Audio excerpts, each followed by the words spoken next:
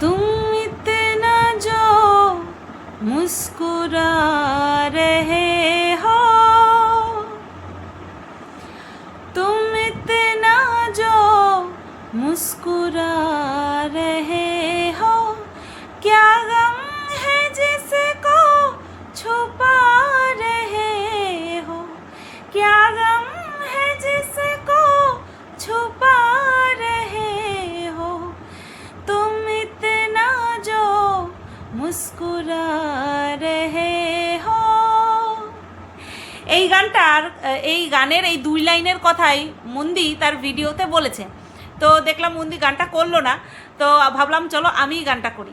Hello বন্ধুরা, কেমন আছো সবাই? আশা করছি তোমরা সবাই ভালো আছো আর আমিও ভালো আছি। আমি যেই ভিডিওটা করেছি, আচ্ছা তোমরা এরকম করো কেন বলো তো? হ্যাঁ, এতক্ষণ কোথায় ছিলে? এতক্ষণ ধরে অপেক্ষা করছি, ভিডিও কেন দিচ্ছিলে না? হ্যাঁ, তোমরা একটুখানি ভাবো না যে তোমাদের থেকে বেশি জলদি আমার থাকে তোমাদের কাছে ভিডিও পৌঁছে দেওয়ার। নিশ্চয়ই সময় সুযোগের অভাব, তার জন্যই সুতপা ভিডিও দিতে পারছে না, এটা সব সময় জানবে, ঠিক আছে? তো এরকম ক্রেজিনেস দেখে বা আমার ভিডিও নিয়ে তোমাদের মধ্যে এরকম ক্রেজ দেখে বেশ ভালোই লাগে। আর এই যে তোমাদের পাগলপনা যে কখন সুতপা ভিডিও দেবে, তুমি ভিডিও না দিলে কেমন জানি লাগে, এই যে একটা তোমাদের যে ফিলিংস, সেটাই তো এতগুলো মানুষের জ্বলনের কারণ। নতুবা এখানে কে কার শত্রু, তাই না? কে কার শত্রু? এই যে তোমরা আমাকে নিয়ে এতটা মানে আমার ভিডিও না পেলে পরে এরকম মরিয়া হয়ে যাও, এটাই হচ্ছে জ্বলনের আসল কারণ। তো এরকম জ্বালান বরকরার রাখো, ঠিক আছে? ভিডিও না দিলেই হামলে পড়বে আমার উপরে। আচ্ছা, আর একটা লেটেস্ট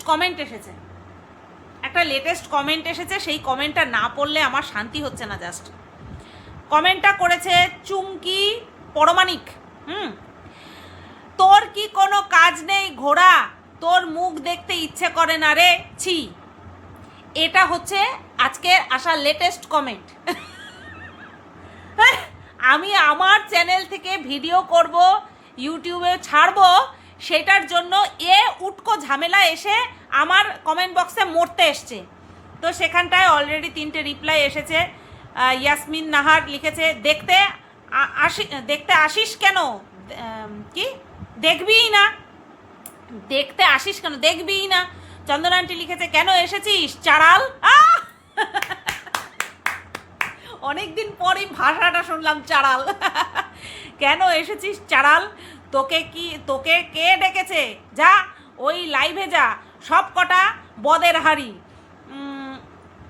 আচ্ছা, মিতা সেনগুপ্তা লিখেছে, তোকে কে দেখতে বলেছে রে পাগলি, দেখবি না বুঝলি? এছাড়াও প্রচুর মানুষ আমাকে এই ভিডিওটার পরিবর্তে এত সুন্দর সুন্দর কমেন্ট করেছো।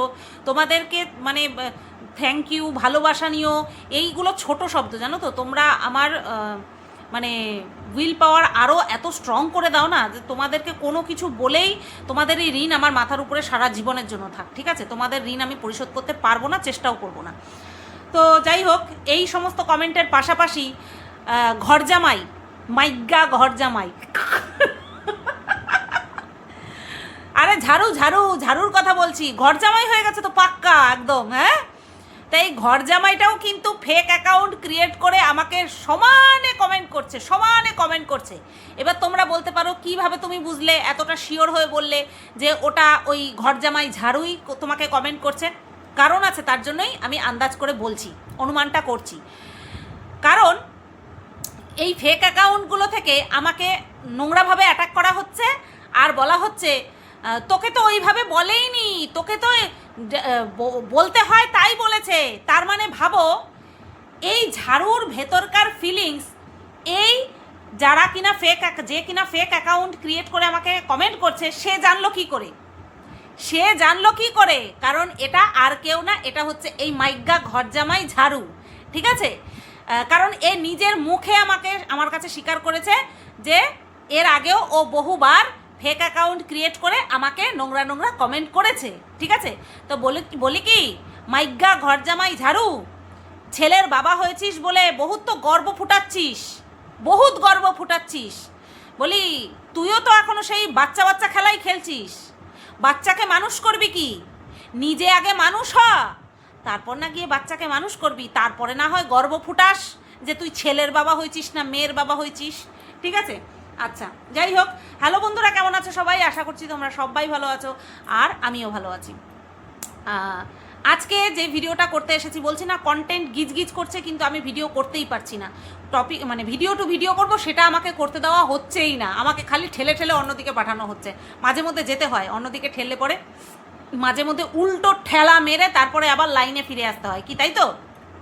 এইবার গতকালকে তো কোনো ভিডিও দেয়নি, গতকালকে একটা লাইভ করেছিল, সেই লাইভের থেকেও আমার বিশেষ কিছু বলার আছে। তার থেকে বেশি ইম্পর্টেন্ট, লাইভের থেকেও একটা ইম্পর্টেন্ট কথা নিয়ে গত পরশুদিন যে ভিডিওটা করেছে, সেই ভিডিও নিয়ে আমার বেশ কিছু কথা বলার আছে। প্রথমে যেটা বলবো সেটা হচ্ছে, আমরা ভিডিওতে শুরুতেই কি দেখতে পেলাম? মারু গলায় ওড়না নিয়েছে, মানে বুকে ওড়না নিয়েছে। বাহ! এইবার তারপরে কি দেখলাম? সর্ষে দিয়ে বালিশ বানিয়েছে। বাহ! তারপরে কি দেখলাম?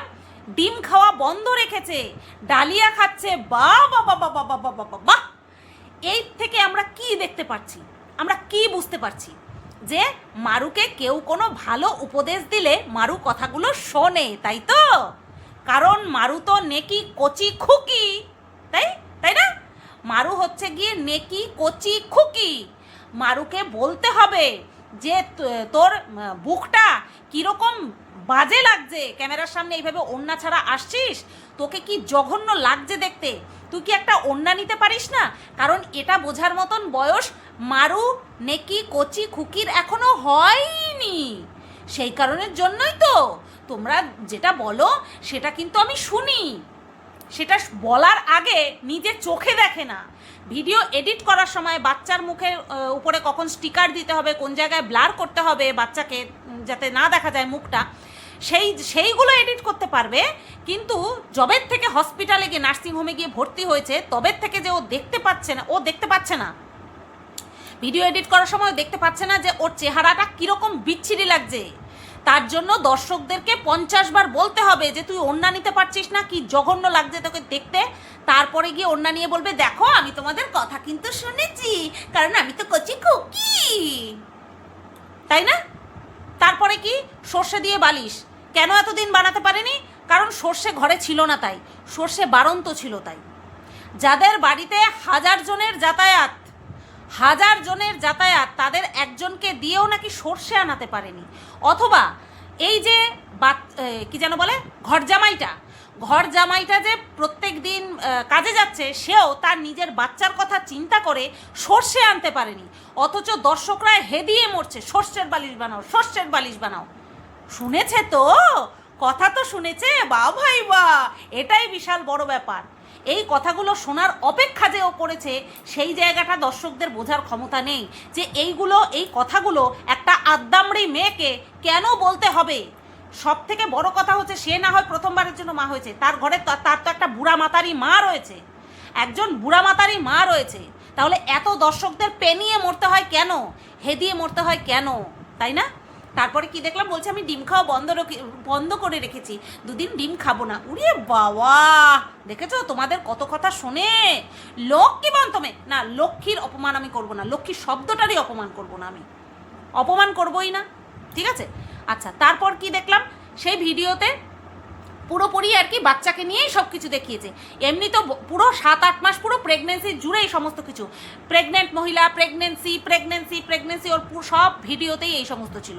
আর যেখানটায় প্রেগনেন্সি শব্দটা বেশি খাচ্ছে না মানুষে, তখন কি লিখতো টাইটেল থাম্বনেলে বা ভিডিওর মধ্যে কি দিত? ওই কেউ যদি নেগেটিভ কমেন্ট করতো সেগুলো নিয়ে, বুঝতে পেরেছো তো?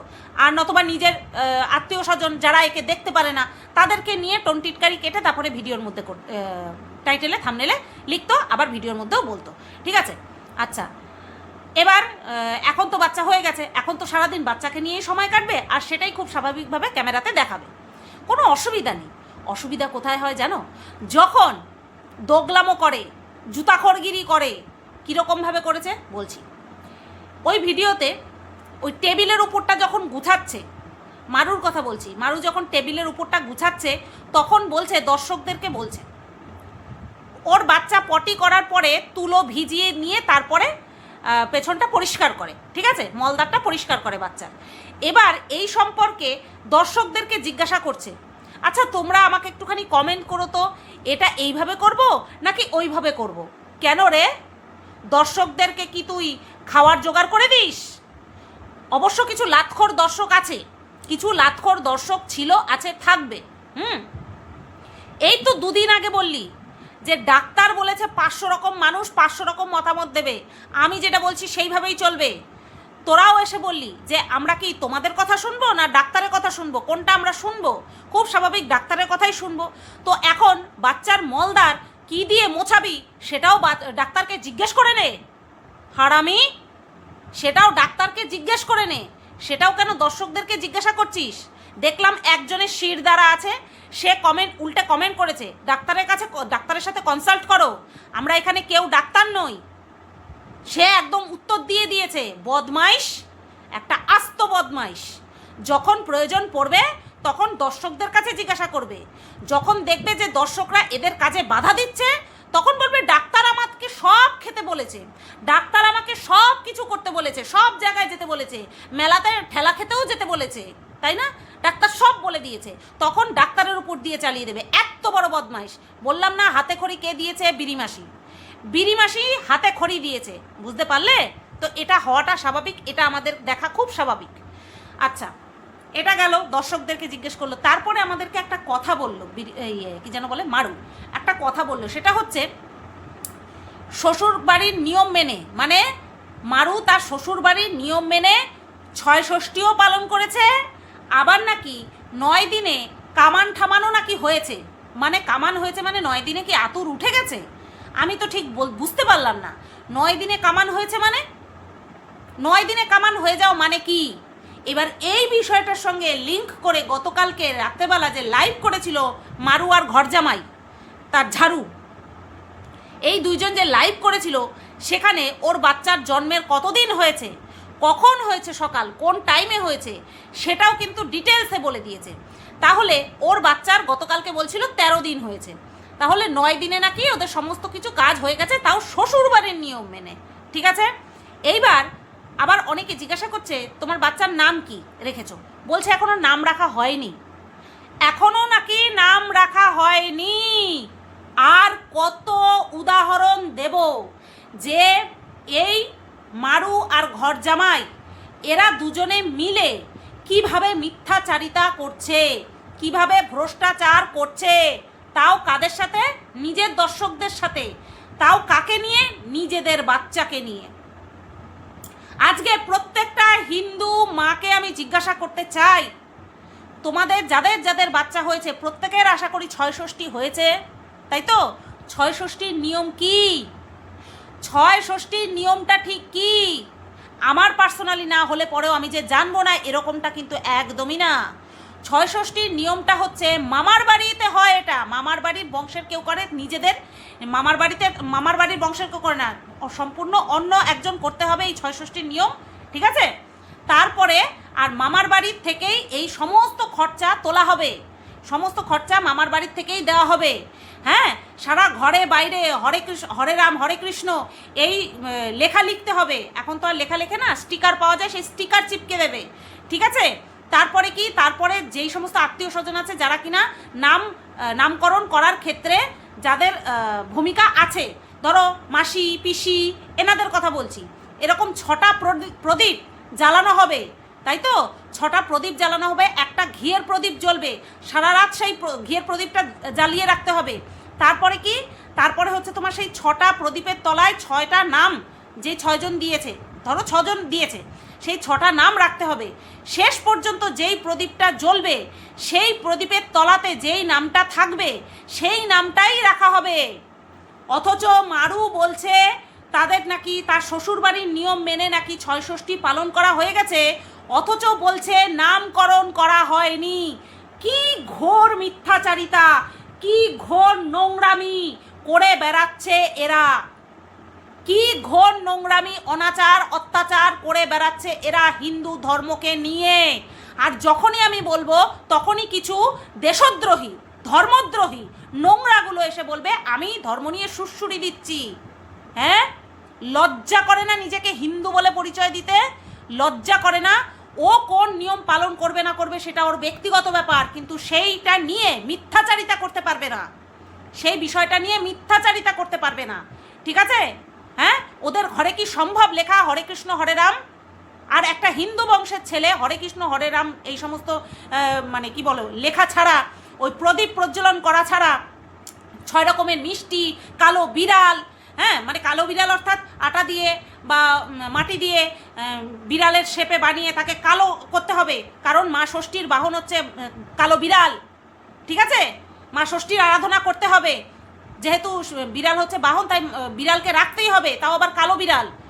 হ্যাঁ, এই সমস্ত কিছু করতে হয় 6 ষষ্ঠী করতে গেলে। হ্যাঁ, কি যেন বলে অঞ্চল ভেদে, তারপরে অনেক কিছু ভেদাভেদ মেনে রীতিনীতি একটু এদিক ওদিক হয়, কিন্তু ওই 6 ষষ্ঠীর দিনই বাচ্চার নামকরণ করা হয়, এটা একেবারে সমস্ত হিন্দু জানে, সমস্ত হিন্দুরা জানে। কোথায় নাম? মারু বলছে এখনো বাচ্চার নামকরণ করা হয়নি।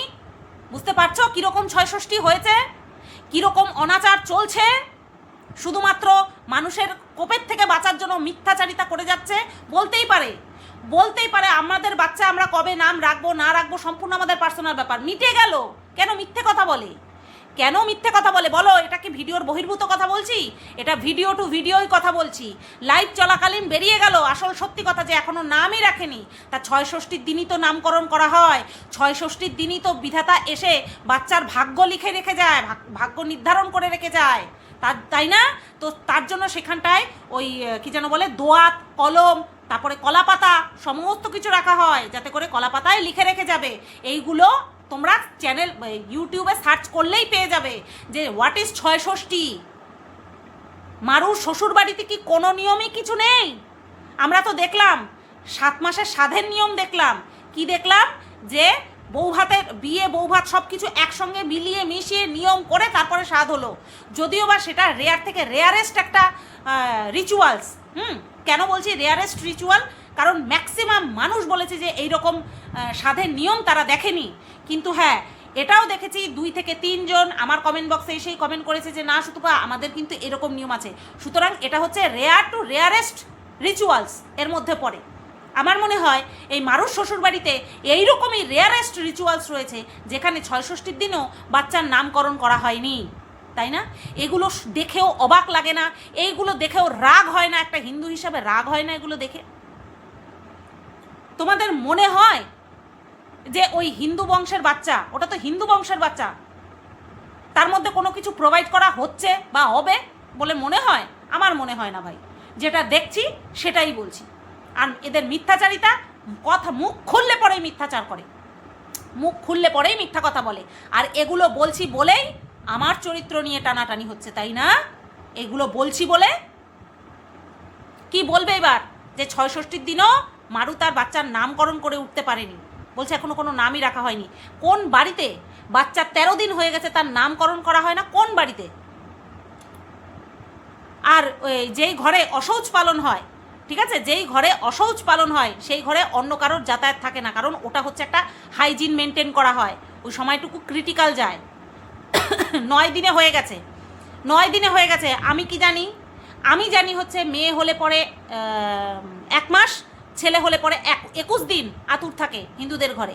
আবার এটা ওই জায়গা ভেদে, জাত ভেদে অনেক রকম নিয়মাবলী থাকে, কিন্তু এই রকম নিয়ম দেখা যায় না, সহসা দেখা যায় না, যে বাচ্চার নামকরণই হয়নি।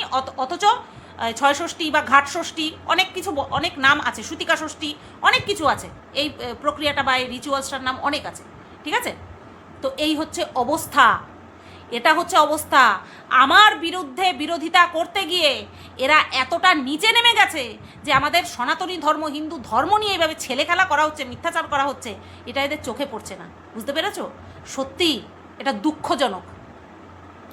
তো যাই হোক, আমি আমার কথা বলবো, আমি যেটা দেখবো, আমি যেটা শুনবো, আমি যেটা বুঝবো সেটাই আমি বলবো।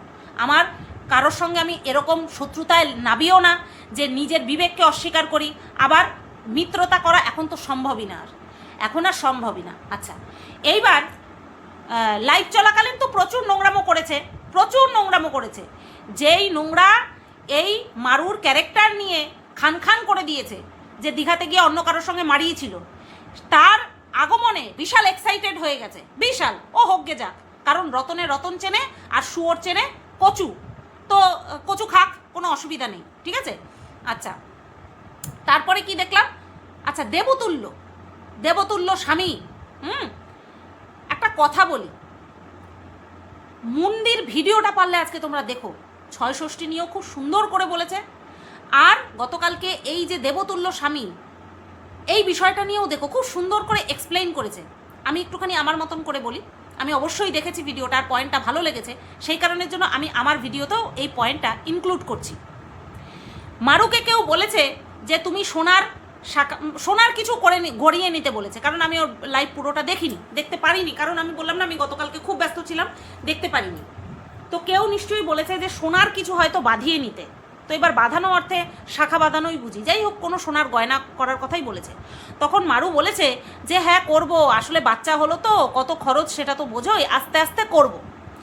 এবার বিষয়টা হচ্ছে, মুন্দি একটা খুব সুন্দর কথা বলেছে, যে যারা তোমরা বলছো ঝাড়ুকে, মুন্দি ঝাড়ু বলেনি, মুন্দি অন্য নাম নিয়েছে, আমি ঝাড়ু বলবো, আমি ঘরজামাই বলবো, মাইগ্গা বলবো, একদম অ্যাপ্রোপ্রিয়েট নাম এগুলো, ঠিক আছে। হাসে দেখেছো, মেয়ে ছেলেরাও এইভাবে হাসে না, মহিলারাও এইভাবে হাসে না, তো একটা আস্ত মাইগ্গা, ওই বিনিমাসি যে নাম দিয়েছিল মাইগ্গাই। আচ্ছা, তো এই যে যাকে কিনা দেবতুল্য বলে বলে বিশাল, মানে কি বলবো, এত রেসপেক্ট আসছে, কি করে আসছে সেটা তো বুঝতেই পারছি, আমরা সবাই বুঝতে পারছি কি জন্য আসছে। তো এর পক্ষে সম্ভব হয়নি, না সংসার চালাতে সে সক্ষম, নিজের অর্থ উপার্জনে, যা অর্থ উপার্জন করে তার থেকে না সংসার চালাতে সক্ষম, না হচ্ছে এই যে তোমার হচ্ছে কি যেন বলে পুজো আর্চা, এর বাপের বাড়িতে যেটা হলো, মানে এই তো ঘরজামাই থাকে, এর তো বাপের বাড়ি, ওই বাপের বাড়িতে যে কার্তিক পূজা, তারপরে সরস্বতী পূজা, লক্ষ্মী পূজা, এই সমস্ত যে হলো, এইগুলো বিয়ার করার মতন, ইনক্লুডিং হচ্ছে 7 মাসের স্বাদের অনুষ্ঠান, এই সমস্ত কিছু যে হয়েছে, তারপরে তো এক্সট্রা দেওয়া, থোয়া, খাওয়া, বাজার করা, এগুলো তো আছেই, না সেইটা করাতে সক্ষম, কারণ সবটাই হয়েছে মারুর চ্যানেলের থ্রুতে, অর্থাৎ মারুর ইনকামের টাকায় সমস্ত কিছু হয়েছে, ঠিক আছে। না বউকে সোনার একটা কিছু গিফট করতে এই জানোয়ারটা সক্ষম, তাহলে কি করে রেসপেক্ট পাওয়ার যোগ্য, যেটা কন্টেন্টের জন্য করছে, বউয়ের হাত সুস্থ রয়েছে তারপরেও বউকে খাইয়ে দিচ্ছে, এটা দেখে রেসপেক্ট আসে। যে স্বামী স্ত্রীর প্রতি যে তার কর্তব্য রয়েছে সেটা পালনে অক্ষম, সেই স্বামীর প্রতি আর যাই হোক রেসপেক্ট আসে না, আর এর প্রতি রেসপেক্ট অসম্ভব। যে কিনা সোশ্যাল মিডিয়াতে এসে একটা এরকম একটা মানুষকে বলতে পারে যে তোমার পেছনে বুড়িমার বোম গুজে দেওয়া উচিত, বরাহনন্দন, এই সমস্ত কথা যে বলতে পারে সোশ্যাল মিডিয়াতে, আর অফ ক্যামেরা সে তো বাদই দাও, সে আর যাই হোক রেসপেক্ট পাওয়ার যোগ্য কোনো দিন হতে পারে না, ঠিক আছে। যার বউকে একটা সোনার জিনিস গড়িয়ে দেওয়ার মুরদ নেই, যার কিনা সংসার এমনও বুঝতাম যে না সংসার চালাচ্ছে, তার জন্য সে আলাদা কিছু করতে পারছে না, এ তো বউয়ের টাকায় ফুটানি মারে, বউয়ের টাকায় নাচে কোদে, সব কিছু করে, A to Z সব কিছু করে, তার জন্য এত টাকা ইনকাম করার পরেও মারু পারছে না একটা সোনার জিনিস নিজের জন্য গড়াতে, হ্যাঁ, একটা সোনার জিনিস গড়াতে পারছে না, আর এ খালি তার পয়সা ফুটানি মারছে। বিয়ের আগে কয়টা জিনিসের জন্য লোন পরিশোধ করেছিলি? তোর মা আমাকে বলেছে, মারু তোর মা আমাকে বলেছে যে কয়টা লোন আমার মেয়েই শোধ করেছে, কয়টা লোনের টাকা আমার মেয়েই শোধ করেছে, আর বিয়ের পরের যে লোন সেটা তো আমরা সবাই জানি। রানাঘাটে থাকতে লোন পরিশোধ করলি না, প্রতি সপ্তাহে এত এত টাকা দিতে হয়, হ্যাঁ, আর তোর বর রেসপেক্ট পাওয়ার যোগ্য একটা ভণ্ড, একটা লোভী। মনে পড়ে যখন ব্রেকআপের পরে প্যাচআপ হলো, তখন তোকে ফোন করে কি করেছিল? তোকে ফোন করে 100 টাকা চেয়েছিল, গাড়িতে তেল ভরবে, তাই লজ্জা হওয়া উচিত, লজ্জা পাওয়া উচিত তোর, বুঝতে পারলি, যেটা তোর নেই। যেদিন প্যাচআপ হয় সেদিন ফোন করে তোকে বলেছিল যে এত তুমি বাদ দিয়ে আমাকে আর কেউ টাকা দিয়ে সাহায্য করবে না, এতটা নির্লজ্জ লাতখোর মালটা, হ্যাঁ, মাইগ্গা ঘরজামাইটা এতটা লাতখোর। তো যাই হোক, এই ভিডিওটা এই পর্যন্তই রাখলাম। আমি হিন্দু তথা সর্বোপরি একটা মানুষ হয়ে যে কোনো ধর্ম নিয়ে এরকম মিথ্যাচার আমার সহ্য হয় না। আজকে আমিও যেমন অন্য কোনো ধর্মকে নিয়ে মিথ্যাচারিতা নোংরাচার করছি না, ভবিষ্যতেও করব না, আমি ঠিক তেমনি একজন হিন্দু ধর্মের মহিলা হয়ে, একটা হিন্দু ধর্মের মানুষ হয়ে হিন্দু ধর্ম সম্পর্কে কোনো রকম কোনো নোংরামো আমি সহ্য করব না। যেটা দেখতে পাচ্ছি সেটা নিয়ে অবশ্যই আওয়াজ তুলব, ঠিক আছে? চলো এই ভিডিওটা এই পর্যন্তই রাখলাম। জল জ্যান্ত প্রমাণ, বলছে ৬৬ হয়ে গেছে অথচ নামকরণ করা হয়নি। এটা তো জল জ্যান্ত প্রমাণ, এর থেকে আর বেশি প্রমাণ কি লাগে, তাই না? বলেছিলাম না, যেই ঘরে শাখা সিঁদুর পরা দেয় সেই বাড়িতে ষষ্ঠী কী করে হয়, ৬৬ কী করে হয়। আর তারপরেই ওই কমিউনিটি পোস্ট কমিউনিটি পোস্ট ঝেড়ে এমন কাপড় পরাবো না, বিচুটি পাতা ডলে দেবো, সারাটা দিন চুলকাবি, সারা জীবন চুলকে চুলকে যাবি, বুঝতে পারলি? সবাই ভালো থেকো, সুস্থ থেকো। আর হ্যাঁ, ওই যতবার ভেক ধরে মুখোশ পরে নোংরা কমেন্ট করতে আসবি, লাথ মেরে বের করে দেবো, লাথখোরগুলো। টাটা।